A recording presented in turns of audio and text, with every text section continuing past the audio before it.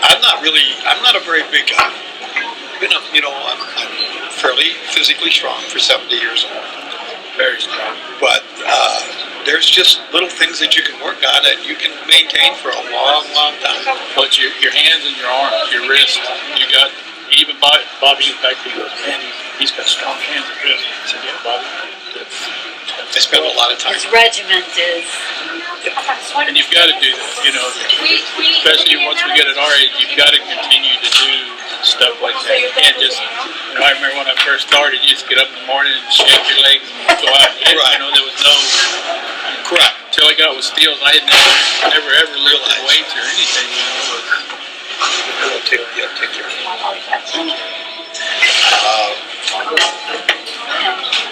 You can use yours. Can't find your name. The hands, for me, especially with my sore ACL, my hands are really important. But it's hard for me to plant that front foot.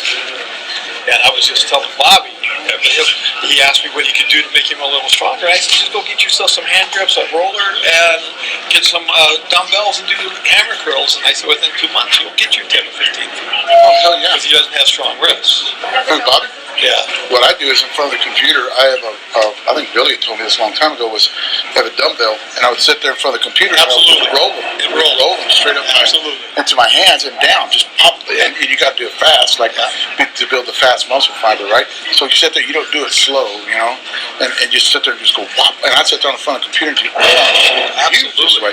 And then hammer curls, which gets in this area up in here, not too much of the bicep. And you don't want the bicep. No, you don't want the bicep. No, that's what other people get screwed up on, is they think the big biceps and the big chest. No, you don't want to do open grip either on a bench. You want to do closed grip, towards the tricep, which gets very little chest. People understand that. But the closer you go in your grip, it moves it further this way, which you get the center. Correct. And you're not going to. Here's the deal too. You're not going to look good. You know how you got the guy's got a golfer's body. Guys got it. If you want to look good in softball, I'm gonna throw Dustin Roberts out there. Just think, if he trained just for softball, he'd be unstoppable. He'd be reaching close to 600 foot, in my opinion, because he is just big. But he doesn't. He looks good. He looks good. He does. He looks good. Okay, but if he would just work tries and stay away from the chest and work upper back, Upper back. It's harder for older, bigger guys, but I do a lot of chin-ups and neutral pull-ups like this, because that works the tri and the upper back. Mm-hmm. I do a lot of them for my age, but I've worked hard at it. Yeah, I remember Billy back when we played for Steele's. Billy didn't work out a lot, but he hit a lot of balls. Well, his left trap was bigger than his right trap. Absolutely. Because of hitting. But he had his back just so huge, just by hitting softball. So my thinking is that plays a lot into hitting, because Billy didn't do any kind of workout routine until he got later on in his 30s. He did a workout routine in his back garage, right?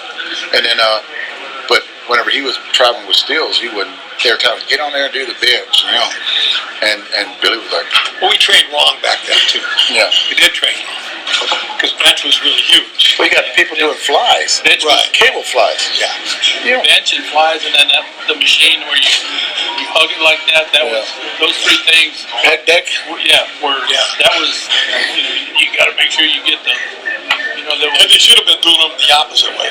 Yes, like this. Going up and grabbing and pulling back. Going opposite. Because when you swing, that's what you're using. It's kind of like a push-pull kind of deal. And you're using this whole side right here. Correct. And then here's another thing people understand.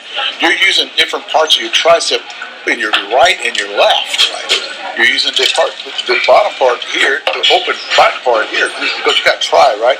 So, people don't understand it. Use a different part of your wrist from your right to the left, too. People understand that.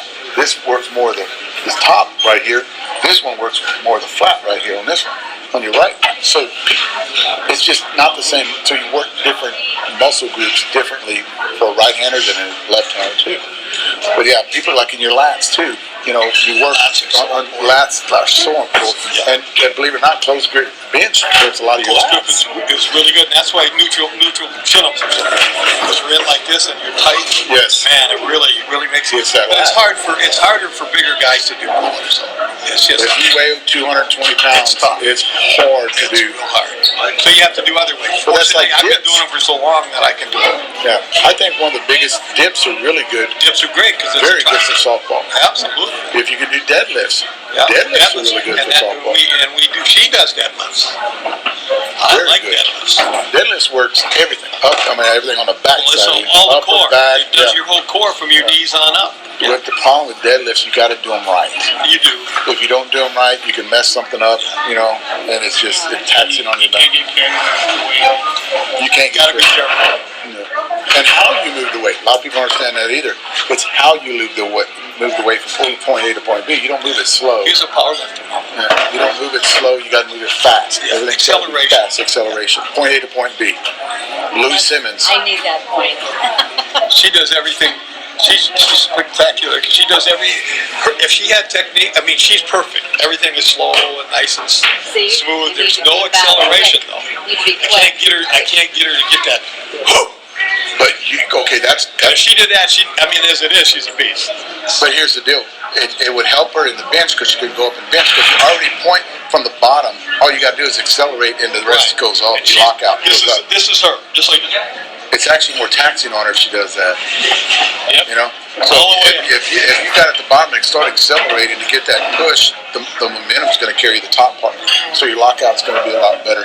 But She does her weight. it's firing off. She's probably developed because you're moving the weight so slow. Right. You're doing There's no firing. There's no fire but that's got to be developed. That's the white muscle fiber that you've got to attack. So you got in your body, you've got dark muscle fiber like the runners. You notice they're all skinny. If he was a sprinter, he could develop that, but it would take him a while to be a sprinter. But his legs would get bigger because the white muscle fiber would actually start developing in his legs, and they would start getting bigger. Because you step side to side, there's no comparison. But the sprinter is more explosive, right? Well, softball is an explosive movement. Move everything, boom, boom. You're not trying to just. Powerlifting is more explosive. Whenever you go in the back, you're trying to push it, but you got to fire it off. But you got to develop that. That's just nothing you can tell somebody. You got to go up there, and at first, and then after a while, you start going, wow, boom, and then you start to develop the white muscle fiber because you got to get rid of the dark muscle fiber to put in the white muscle fiber. So it's all up in here. Get a 400-pound bench. I got a 405 of natural, like 198-pound class. Natural. No In the junk. gym. I remember when Steele brought that guy Lucas, the strength coach, because when they first made it start going to the gym every day, I would go to the gym with the crossword puzzle, a cup of coffee. I would, sit on a bench and do the crossword puzzle. And when we were done, I would go, going with the flow. I didn't want to cause it. Well, they bring Rick Lucas in, and I'm sitting on the bench his first day. What's your routine? Crossword coffee.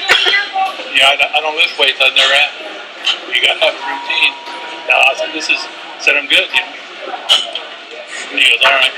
So the next day, we go to the gym. I'm sitting there. I look, here comes Rick Lucas and Dave Neal walks through the door. Throw that thing down. I'm looking around. I go, man, I don't even know where to go, And he comes over and he goes, you going to lift weights today? Well, yeah, I guess, okay. He goes, let's start off and get you we'll find out what your max is on the bench. So he lays down and he put a 45 and a 25 on the bar. And he helps it off. Well, all these guys were, that was way below what they were doing. Well, of course, because He helps me out with that thing. He gets down like that, and then he turns around and he's talking to Dave Neal, and I'm like, I could move it. There's a lot of things. yes. And he goes, you're done? How many you do? I said, get it off, man. It's a meeting. And he goes, you couldn't lift that? He goes, no. So they take it off, and they just put a 25 on each side. And I get it. My arms shaking. It was embarrassing. It was like, I got it up, and I got it back down, and he's looking at me. He goes, man, you got to quit, messing around. Yeah. I said, dude, that's it. He goes, well, what do we normally lift? I don't, man. I've never. The first time I came to the gym was with you guys. you know, and I've never lifted weights. And I mean, you know, he's looking at me. Well, so they got me 3 days in a row. You know, they got me into a regimen. Well, all 3 of those nights when we would go out to play, it was like a nightmare. I'm in the bicycle. Oh yeah, because you're so sore you can barely move. I was like 2 for 25 or something. You were like lucky that. to do that. You know, I'm going, this is killing me. And then like the 4th day, it starts to loosen up. Right. And then after about a month, I mean, I could see a marked difference. You know, I'm like, hitting it different, a little bit sharper. A little bit further. And I'm like, this ain't bad.